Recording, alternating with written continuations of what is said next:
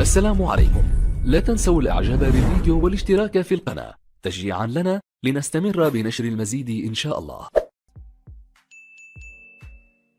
واش في راسكم بلي هذا التوني هذا مازال معتقل عند البوليس الجزائري في المطار، والسبب غريب جدا هو هذه الخريطة هذه. عيب عليكم، عيب عليكم، ولا عيب عليكم.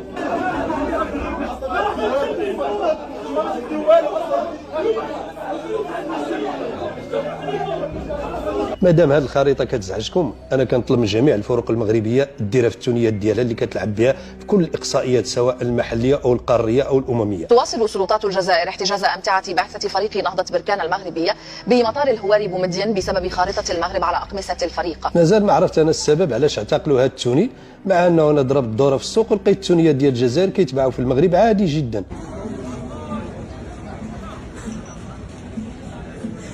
وكنا عرفنا ان هذه الخريطه هذه داير لكم هذه الغصه كامله وداير لكم هذه السخانه، وكان طالبنا المنتخب ديالنا المغربي يلعب بها في المونديال اللي كان في قطر. وبالمناسبه كنطلب من جميع رؤساء البلديات خصوصا في المدن اللي غادي تحتضن اقصائيات كاس افريقيا انهم يديروا لنا تمثال بهذه الخريطه هذه امام الملاعب اللي غادي تحتضن هذه التظاهرات، باش الا جاوا الجزائريين يشوفوها ويملوا عينيهم منها. للاسف انا شفت مجموعه من الفيديوهات دخل فيها الامن الجزائري على لاعبين جايين يلعبوا مباراه في كره القدم، ماشي مباراه في السياسه ولا في غيرها، وهذا كيدل على تدخل السياسه في الرياضه. واذا كانت الجزائر كتدعي دائما على انها ماشي طرف في الصراع على قضيتنا الوطنيه، كنقولوا لا، اش دخلك الان خريطه ديالنا كامله بصحراءنا المغربيه انت مدخله فيها، وين حكك الحبل كما كنقولوا بالحسانيه؟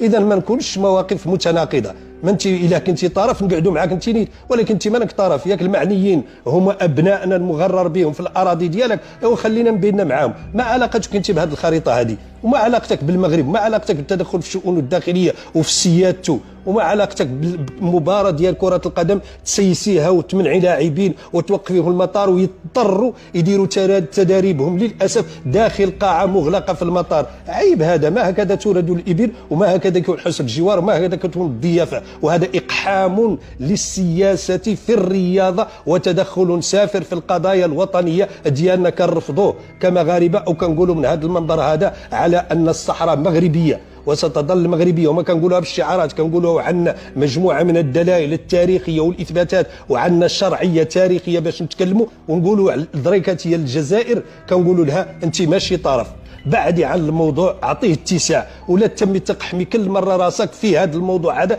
اللي ولا ممل ولا مثير للسخريه للاسف، ومثير ايضا للشفقه، لانه ما تليتي لقيتي من القضايا اللي تصدريها للخارج الا مثل هذه القضايا اللي كتركب عليها. وانا كنقول على انه النهار اللي تنتهي هذه القضيه هذه ترى بماذا ستسكتين الشعب الجزائري. فكفى الله يجازيكم بخير. احترموا العقول ديالنا، احترموا التاريخ ديالنا، احترموا السياده ديالنا، احترموا المغرب اللي محترمكم وما واصلكم حتى بشي حاجه، لا شعبا ولا ملكا ولا حتى شي حاجه. تحياتي لكم، السلام عليكم. باش نعرفوا كي قال المرحوم الحسن الثاني، مع من حشرنا الله في الجوار، ليعلم الجميع مع من حشرنا الله في الجوار. حشرنا مع كبرانات ما بغاوش يفرقوا معنا، حشرنا مع دوله للاسف لا ترى في المغرب الا عدو. وعباد الله حتى الاسم ديال المغرب ما باغيينش يذكروه، ما قادينش يذكروه. لهذا الحد وصل الحقد والكراهيه والعداء.